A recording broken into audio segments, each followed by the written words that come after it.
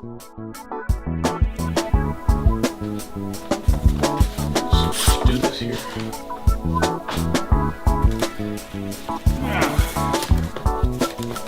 My latest pickup from, you can see the extra charge on it. Oh yeah, they hit you with those extra charges. Surely they do. Hey guys, how are you? Hey, hoi hoi.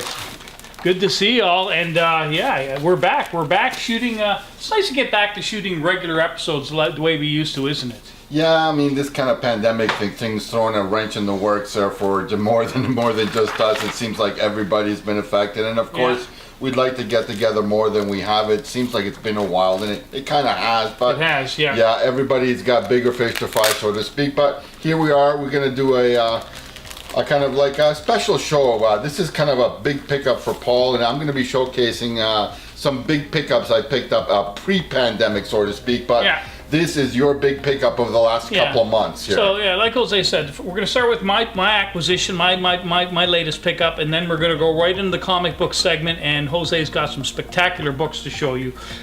This is my latest pickup, and this is special. Wow! Not only is it special, but it's probably the most expensive. It is the most expensive poster you've ever picked up? I've ever purchased. Yeah.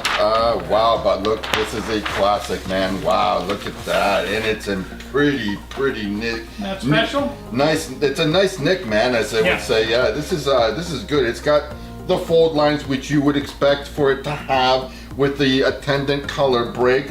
And it's got some pinhole things in the corners again, which would you expect to have on a vintage poster. And it's got some creases that will probably press out or will disappear once it's mounted on a linen back. Yeah, when it's linen back. Yeah. As far as any serious condition issues, this is about as good as you're gonna get as far as that is concerned. This will mount beautifully, and it would look spectacular once it's linen mounted. Yeah. And I picked this one from a site I've never picked it up from. I bought this from Heritage Auction. So they're the big auction house out of Texas. Yeah, yes. I think they're out of Texas, and they've got a very good reputation. So you know what you're buying is authentic. Obviously, this is a Dawn of the Dead, the original George Romero masterpiece, and it is a seminal film. So a poster like this is not going to be cheap. So when you buy it, you're going to have to expect you're going to be putting out a few dollars for it. Now, I got pretty lucky with my bid on this one. I actually won the bid at $140 US. Which seems way under fair market value, as you would say. I've seen them sell on the Movie Poster Warehouse, or as we call it, movieposters.com. That's their website. I've seen it selling for $500 to $700 for this exact same. Is that US or Canadian? Canadian. Okay. Yeah. So yeah, to get up to 140, obviously you've got to take the exchange rate into consideration, but I got a very good deal on it. Now, to be clear, I think I want a word of warning to anyone if you're thinking of buying from an auction house, or more specifically Heritage Auctions, you got to be careful of the added costs, because there are a lot of them. Attendant fees, as they would say. Yeah. Just beyond the commission rate that they charge you, which can vary depending on the value of the item, but will usually run you, depending on what you're buying, 15 or 20%. In this case, I think it was 20%. Exactly. So Heritage Auction, it's called a user premium. That's basically their commission. Their commission, the buyer's premium, and the seller also gets hammered with the premium. But it's 20%. So this poster cost me $140. Plus, you're also paying another what's 20%? $28 commission, and then on top of that, to send me, to ship me this one poster. So the freight or the postage charges was $80. Another $80. So now you're at what? 140 plus 80. That's 220 plus 28 is 222.48. And then sometimes if you buy it with a credit card, they'll charge you another small 1 or 2% processing fee for purchasing it via well, they didn't card. do that. But in the final cost, because I live in Canada, when it came into the country, the government charged me another $40 duty. So customs charges to clear through the border. So essentially, what cost me $140 almost doubled in price. So I ended up paying $280. So Still not a bad price because I lowball, because so that's really the point I'm trying to make. Remember the extra costs? There's a lot of them, so do not overpay for anything on Heritage, because you got to take those costs into consideration, and they really ding it for you. So yeah, this is my latest acquisition. I've really wanted to get this poster for a very long time. I've bid on it on a number of occasions, never won, and I finally did. So yeah, it's here. I'm happy. Another one of the big movies that I can cross off my list. Well, congratulations, Paul. Even a blind squirrel can sometimes find a nut. Yeah, okay, whatever, dude. Okay, so anyways, enough of that. What we're gonna do is we got a great show for you tonight. Unfortunately, Mike's not around. Because he's still doing the COVID-19 schedule. He's working. He's getting off late, and he's working weird shifts. But he will be back, that's for sure. So, without further ado, we're gonna go over there. We're gonna get set up, and we've got some fantastic books to show you tonight. So let's not waste any more time. Let's go. Hoi hoi. Okay, so here we go. I guess we're still under even though we're getting back to regular shooting, we're still under the COVID-19 restriction, I guess, eh? Yeah, but as we're shooting this episode, we're experiencing the beginnings, it looks like, of the surge. So what we'll be featuring here, these are what I'm tentatively calling my big pre-pandemic pickups. In other words, I'm going to be showcasing, and big is a relative term, I should qualify that. I mean, big in the sense to me that they were important books for my collection, therefore significant pickups for myself, relative of dollar value or historical importance.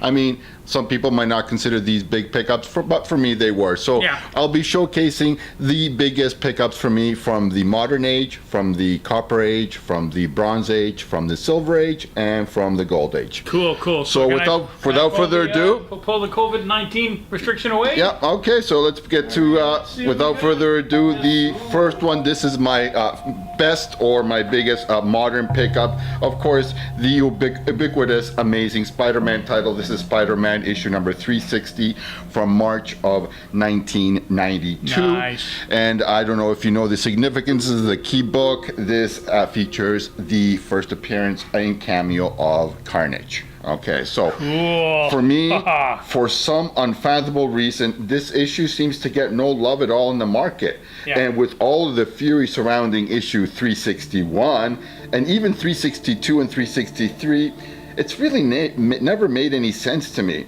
Carnage, let me be clear, is clearly shown in cameo on the 9th story page. In issue 359, we see the red symbiote goop, but we never actually see the actual Carnage until this issue 360. Now, I won't get into the whole cameo versus first full argument here, but this issue should see more of an uptick in market correction as 361 continues to go bonkers. Yeah. I'll say this is the equivalent, and it's a perfect equivalent of Hulk. Hulk with Wolverine. Hulk 180 is the first cameo. Hulk 181 is the first full appearance. I don't know why people get bent out of shape on these arguments or what's what. For me, if I'm going to say my considered opinion, there can only really be one first appearance, whether it's cameo or full.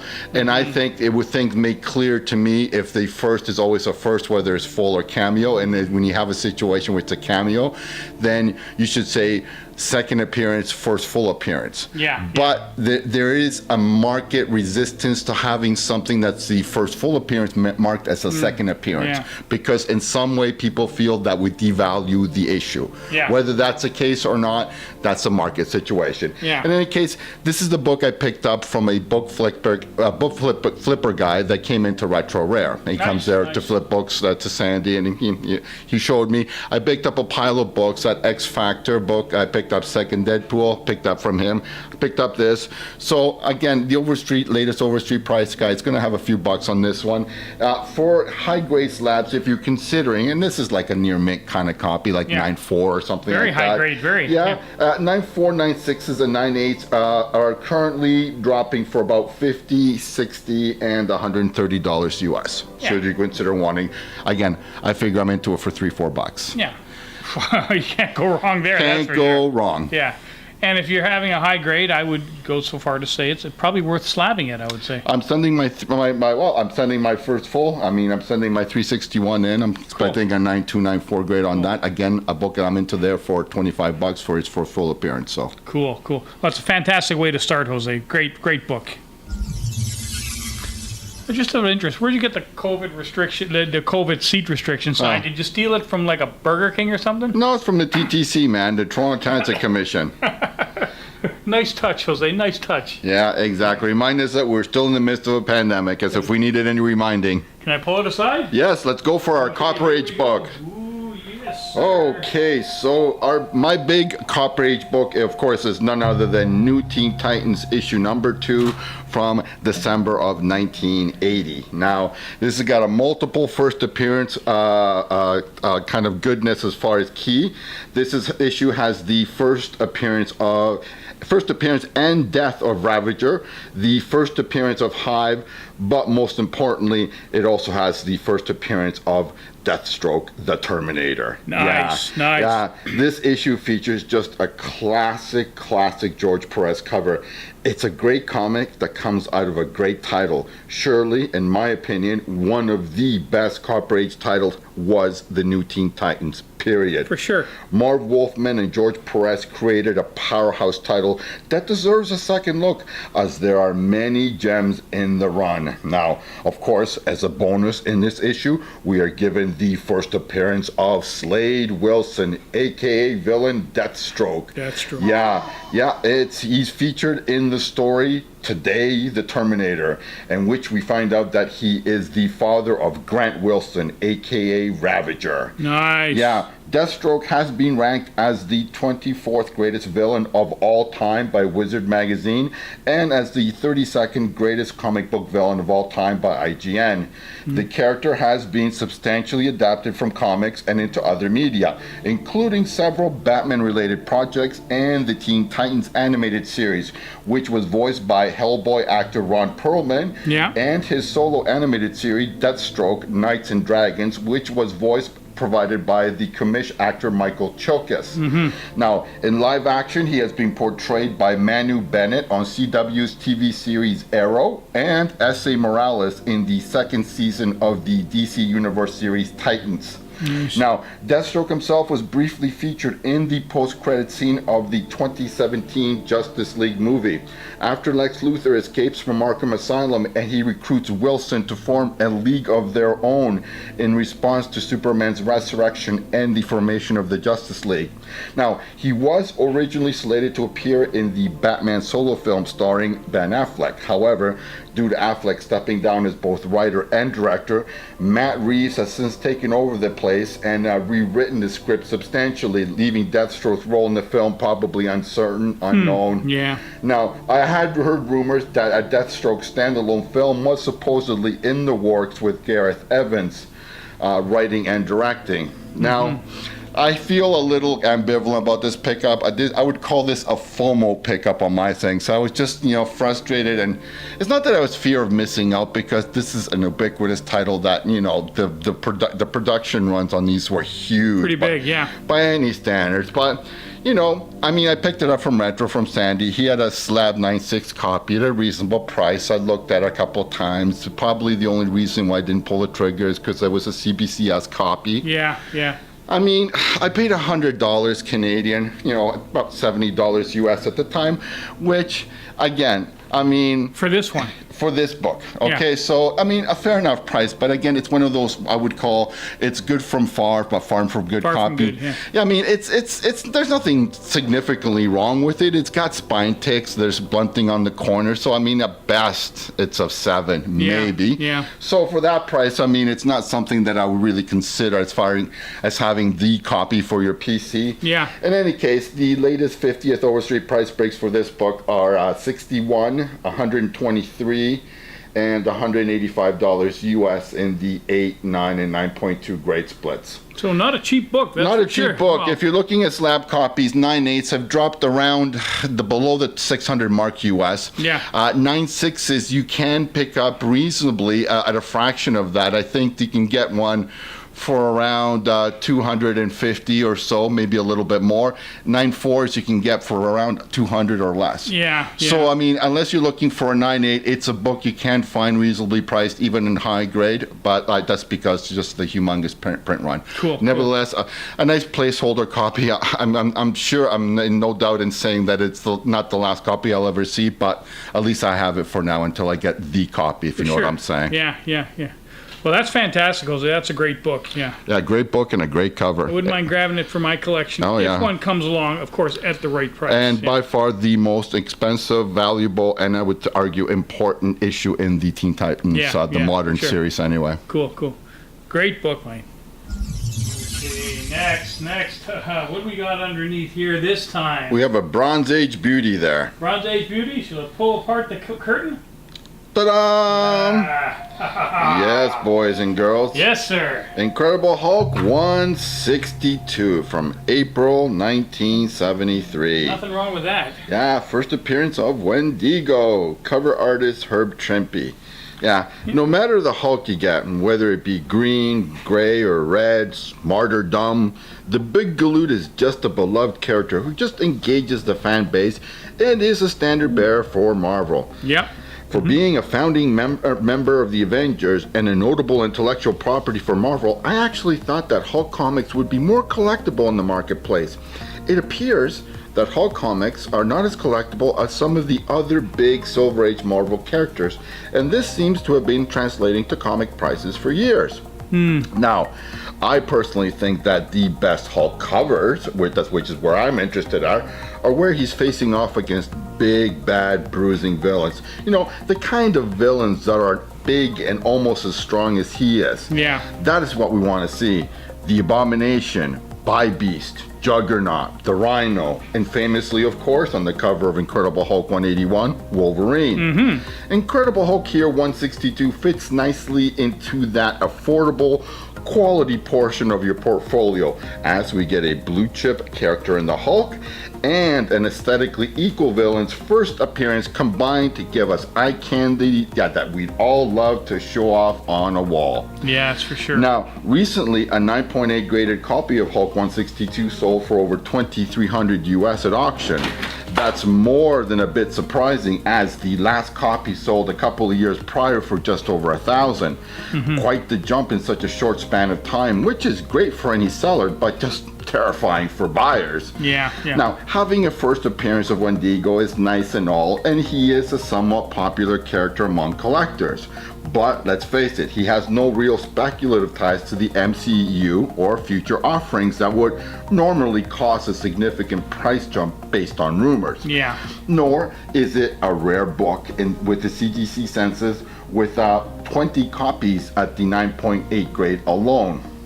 Now, what I personally think as a Canuck is that it's an uber cool book in the story Spawn of the Flesh Eater, written by Steve Englehart and drawn by Herb Trimpe, it name drops and mentions then Canadian Prime Minister Pierre Elliott Trudeau, the late father of our current Prime Minister Justin Trudeau, and the Royal Canadian Air Force. Well, that's cool. Now, classic Hulk books are rare in the market and very high grades, but what happens is they often see incredible price gains between sales because of the Hulk, I guess, overall popularity within his fan base. Now, this was another spontaneous pickup from that same book flipper I mentioned with the Amazing Spider-Man book. He came into retro and he had a short box of books, and this was one of them. For sure, yeah. I would say it's a strong high mid-grade copy. I would say something approaching a VF, maybe a VF -7.5 copy. Very nice copy for grade for what I was spending, which was $100 even Canadian. Yeah. At the time, about something like $70 US. The latest 50th Overstreet price breaks for this book are $58, $100, $108, and $160 in the 8, 9, and 9.2 grade splits. So a bit of a premium, but for a nice condition book, that's a kind of a key at that grade. It's what I was comfortable spending at, and I spent according to it. Grade. Yeah. So very nice pickup, very great cover, love it. Oh yeah, Jose, can't go wrong there. And the grade looks fantastic, and I hope Sandy's okay. I always find it funny because Sandy's got a lot of friends that come in on a Saturday. We do a lot of shop talk, but sometimes I feel kind of guilty if we're buying off one of his friends that is in the store. Look, the way I look at it, if he hasn't hasn't have a problem with it, I guess he could, justify it. Someone say he's coming in to kind of flip to him, and if he's not interested, that he doesn't mind kind of like offering it to us, although it puts us in the uncomfortable position of like, well, he's paying rent for there. It's a little bit. Exactly. I mean, it's just one of those kind of etiquette things among dealers that it's a little bit give and take on depending on the dealer. But let's not set on that. I kind of hope that if he does have a problem with it, he would mention it to what's his face or to just say But yeah, I mean it's a lot of fun going in Saturday because again you never know what's going to happen or what's going to come in the door. You never going to know who's going to come in the door and what books, and it's just a really great way to spend your afternoon. Yeah, again, a great spontaneous pickup. Mm-hmm. Great book, Jose. Thanks for bringing it in. Okay, so I think we're putting on the big boy pants for this next book, aren't we? Yeah, we're heading into the Silver Age. Choo choo! Oh, we certainly are. Prices are going up a bit. We certainly are here. Whoa! Oh yeah! Oh baby! You gotta like that, eh? Yeah. It's a Daredevil #2. Yeah, from June of 1964. Nice. I mean, of course, I'm stating the obvious here, but of course, first appearance comics seem to be all the rage and all in the market. Mm-hmm. But what about second appearances? Even after the first appearance of individual characters, the next largest emphasis is often on the first appearance of team names. Mm-hmm. Now, I've personally made it a particular niche to concentrate on second character appearances these last 5 years since coming back into comic books. Yeah. Now, Daredevil issue #2, of course, is that extra special in that it is a 2-for-1 second appearance book. A hero and the villain. Of course, specifically those of Daredevil and Electro. Now, when Electro tries to steal the Fantastic Four secret experiment, Double D swoops in to stop him. In general, the overall sales prices for the book have been on a positive trend lately. Now, whether this is due to Daredevil's second appearance, Electro's second appearance, or the issue just being a low-numbered Silver Age kind of key book, I don't know. There's no foreseeable reason why the trend might change. Yeah. Now, having said that, I'll state the obvious. Villains can make or break a superhero. Case in point, name me the 2 most collected heroes in our hobby, and I'll name you the 2 heroes with the best and the deepest rogues gallery of villains. Now, I was recently looking through my Gerber Silver Age photojournal guides at the early run of Daredevil covers, and it kind of crystallized and helped explain to me the somewhat limited collectability of Double D issues, because there's just not enough good villain introductions. Now, let's take a look. Well, we have the Owl, Hoot Hoot, in issue #3. Purple Man in issue #4. Purple Man. Yeah, then we get some foreign flair. In issue #5, we have the Matador. Then in issue #6, we confront Mr. Fear. Should be an interesting confrontation there. The Man Without Fear against Mr. Fear. Stiltman, his first appearance in issue #8. And I guess rounding it out, we have the Gladiator, actually one of my personal favorites in issue #18. Gladiator, yeah. Now, the commonality of all, of course, they're all B-listers at best. Now, and when you compare that to the villains, of course, that the Amazing Spider-Man title was churning out, well, never mind the Vulture in issue #2. How about my personal favorite, Doc Ock in issue #3? Got it. For sure. Yeah, it's a raw 2.0, but it's still a copy. Sandman in issue #4. Hey, Mike's got that. Yes. Then we have the Lizard in issue #6. Our Man on the Cover, Electro in issue #9. And then we have the unmatched string of Mysterio in issue #13. The Green Goblin in issue #14, and Kraven the Hunter in issue #15, with the first 20 issues capped off with the Scorpion at issue #20. Is it any wonder that The Amazing Spider-Man is the most collected title in comics? Now, over at DC, of course, the distinguished competition had Batman as the other hero with, of course, the Hall of Fame cast of villains. What comes first, though, the chicken or the egg? Are these heroes better because they have the best bad guys, or do they have the best villains because they're simply the best heroes? Now, I personally tend to think the former. I think that great characters like Daredevil and Superman, for example, kind of suffer because of a lack of a deep stable of A-level cast villains. Now, quick, name me any notable Superman villains of significance that have come out outside of Lex Luthor, General Zod, Brainiac, and Bizarro. How about Mr. Mistoflick? Mr. Mistoflick. And, I readily can't. I mean, look, I guess you could. Mixoflick? Come on, Okay, come on. Anyway, like I said, retro rare pickup from Uncle Sandy. He reduced the price to $175 Canadian at the time, which was a very good price. What can I say? Yeah. It's a 3.5. I would say it's a somewhere VG minus. Around that, yeah. Yeah, so what can I say? It is what it is. Now, are you thinking of perhaps getting it slabbed? I mean, I know it's a lower grade, but what are what are you thinking there? What do you here, think? like the latest 50th Overstreet price breaks for this book are $150, $225, $600, $1,350, and $2,100 in the 4, 6, 8, and 9 and 9.2 grade splits. Yeah. So I picked it up for, like I said, $175, which was about $120 US. So yeah. I'm into it for a little less with the fair market value of the book. It's one of those things that unless it really spikes, I'll just hold on to it right now. Hold on to it, yeah. I mean, it's a good book. Like I said, I think it's a 3.5. It's not a VG. It's got a small stain in the lower corner by the spine, left corner. Yeah. I mean, and it's got the general wear that you expect about a VG-looking copy. It's still aesthetically pleasing, but you know what? I wasn't going to kind of spend the price that even a mid-grade copy would kind of cost you. Like I was looking recently at the Ice Comics Exchange. They had a low mid-grade, a 5.5 copy, and they had it for, I don't know, about $400, something around that, $295 US. So it told me that I was paying within a reasonable amount for this book. Cool. Well, that's an excellent book, Jose, and I like when you bring in I like when we show the lower numbered classic kind of superheroes, and Daredevil is a staple, and the second issue. I mean, I think it's absolutely spectacular. I mean, some people would say it's the most undervalued out of the major Silver Age Marvel titles, and it kind of is. Could be right. Daredevil #1 still does not get the respect that it gets. But again, as far as beyond the #1 issue, and I guess technically the first appearance of Bullseye, which is kind of like a more major Bronze Age key, the Miller run gets its respect, but there's not a lot of big keys in the run. For sure. Okay, great book, Jose. Thanks for bringing it in. So we're going into the final book of the night, and of course we're also going into the Golden Age. What better way to end it? By process of elimination, after the Silver Age, Golden Age, goodness, here we go. Here we go. What do we got on the seat restricted cover this time? Whoa! Wow!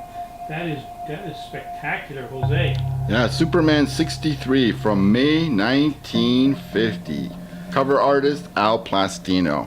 Well, I feel a little bit guilty after having slagged good old Soups there in my Daredevil segment commentary. I mean, I didn't really mean to, but I mean, I guess when I was trying to say, because you have such an iconic character who has such godlike superhero powers, whose only Achilles heel is kind of kryptonite, which kind of, is the rarest element in the universe, and it keeps kind of conveniently popping up. I mean, it's a challenge to give good villains to challenge somebody like that. As I told you, Jose, Mr. Mixoflick is the man as far as villains go. But let's speak a little bit more generally about how should you approach Golden Age books if you're not that confident about that. Now, what I mean by that is that when probably the average comic book collector hears the word Golden Age, they probably somewhat cringe. Yeah. Now, I think that what means that thoughts of a low-grade comic selling for thousands of dollars is usually what comes to mind. Now, of course, there is a myriad of affordable Golden Age comic books out there that perfectly fit for collectors that don't have thousands of dollars to invest in the top-end books.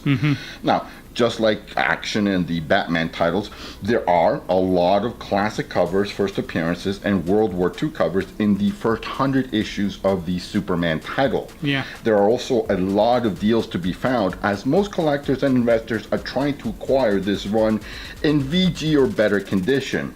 Now, that's good news for the budget collector, as there are a lot of issues above issue number 25 that can be obtained for less than guide. Yeah. Now, there's strong potential for a fair return on your investment over the next decade or so. People are always collecting Superman, and as folks walk backwards on their list, these 1940s and 1950s issues should see a nice upward trend in the marketplace.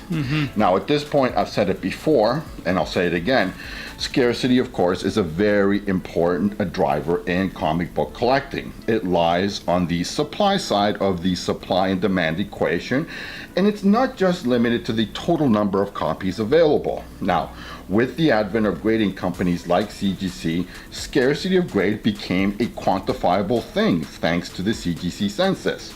With the census, we as collectors had a tool in our toolbox that told us just how scarce a copy of that specific issue was. Now, interpreting the CGC census data, of course, isn't an exact science, and sometimes you have to read the tea leaves when making decisions. Scarcity of grade is even more tricky in the already scarce golden age of collecting. Now, for example, let's say a CGC 7.5 graded copy may be the highest grade in existence of a golden age book, and the price of it that it gets at market may not be determined just by its grade, but by the fact that it's the nicest copy that exists. Now, when and if a surprise copy pops up, let's say a CGC 9.0 grade, now the ultimate scarcity of grade that gave that 7.5 copy its value may largely disappear, and the price will drop dramatically the next time that it sells in the market. Now, here at this point, I think the market is fairly savvy and sophisticated, and I don't generally agree that the highest graded copy is that sensitive, and I can point to numerous examples. Now, of course, an especially good example is this, I would say low mid-grade, I would say 5.0 copy of Superman 63, which of course adds the factor of regional scarcity to the mix in that it's being a Canadian edition. And of course, I would consider this a prime example of a truly rare early 1950s core DC hero book. Now, even in cases where there are around 10 or 20 copies graded, and the highest graded is, say, around a 7 or 7.5, nobody seems to want to pay more than, let's say, about $1,000 US for the highest graded copy. However, if instead the highest graded is, say, around a 9.0 copy, well, that could easily fetch well over $2,000 or $3,000. Perhaps the insurance of a 9.0 grade is worth more than the insurance of a 7.5 grade when hedging that there won't be a nicer copy coming around the bend, as the likelihood of a much higher graded copy emerging is vanishingly small. But that's where you can hedge and speculate on if you should want to. Now, finally, what I should say is that I've been bitten, but only by playing the Golden Age odds. As long as you don't put all your eggs in one basket, this won't hurt you much. Also, my approach is to try for books that are scarce in any grade and not really worry about getting the highest graded copy. In my very limited experience in that area, in the rare case that a copy in a higher grade appears, it's not that significant a driver of value across the population. Now, at this point, I think fiction houses Planet Comics are good examples of this finding. Now, in the marketplace, I looked at the Universal CGC census. There are currently 41 Universal Blue Grade copies of this book on the census. The top is owned by a sole 9.6 near mint plus copy, which because of its high grade is either from a named collection or a file copy. And the bottom is held by a 0.5 incomplete copy, rounding out the bottom with an average of 41 copies coming in at about a 5.7 or so, or 5.5. I think mine's a 5.0 copy. It's got condition issues, but again, I picked it up for, I believe, $350 Canadian. You're in the middle. You're in the middle. You're in the middle of the pack. Yeah. Again, the latest, the last 50th Overstreet price guide shows on this book. We have, let's see here, $345, $730, $1253, and $1775 in the 6, 8, 9, and 9.2 grades. So it is quite amazing the way the prices just skyrocket as you get into the golden age. And again, these are just standard books. They're not even keys. They're just books. That the key factor for me in this is you know what I am, such a good girl pinup kind of cover guy. So again, I think that needed to be left unsaid, but I've just said it out myself. So therefore, that's the cover appeal for me. I wanted a good copy that I could be be kind of representative of what I'm really interested in. And then this one just fit the bill. Oh, that certainly does. That's for sure. Okay. Wow, that's amazing. So we did each one. We did, I guess we did. Modern, copper, bronze, silver, and golden age So books. we did the whole gambit tonight. We did the whole gamut, one from each genre or each age. Yeah. Which is it's kind of a nice way to format it, isn't it? Yeah, all these books picked up before mid-March of this year, Yeah, before the pandemic broke, so to speak. Yeah. And I think very shortly you're going to have a bunch of books going out from Sandy, and he's going to be grading them. So Yeah, I finally finalized the cut list. I mean, with the delay, we didn't manage to get them Yeah. out pre-pandemic, and now we're going to be sending them in the next few Yeah. weeks. We will probably get to see them sometime in early 2021. 2020. Well, I wouldn't say early 21. But probably mid-2021. Given CGC and how slow they are, I'm going to say Their we're not. propensity for It's going to be at taking their least time. I know. I'm going to say September, October 21 before Well, we let's get hope them not. I back. have some modern books that will probably arrive more earlier than the vintage books, Yeah, but we yeah. shall see, as they Yeah, say. for sure. Yeah. Yeah, at this point, I just want to say one thing in closing. I sincerely hope that we as a community can take this time and make the best of it and enjoy the time that we spend with our family and take the opportunity to help each other as much as we can and kind of refrain from kind of any kind of profiteering and selfishness and be of greater service to the greater comic book community. Now, there's obviously going to be opportunities to buy books below market price, so let's all try to be fair, kind, and compassionate and Yeah. considerate. Now, if this is a time for anything, I think it's a time to be a better friend, a better neighbor, and member of the community. Let's all do what we can to stay safe. And like I said, let's take care out there. Yeah, for sure, yeah. Well, that was fantastic, Jose, and yeah, great little run you brought in tonight. I mean, I thought about showing some of my own books tonight, but I don't care. I mean, your books are better than mine at the moment, and I showed that poster, which is good enough. So, anyways, guys, if you liked the episode, if you liked the books we showed tonight, please leave comments because we will respond.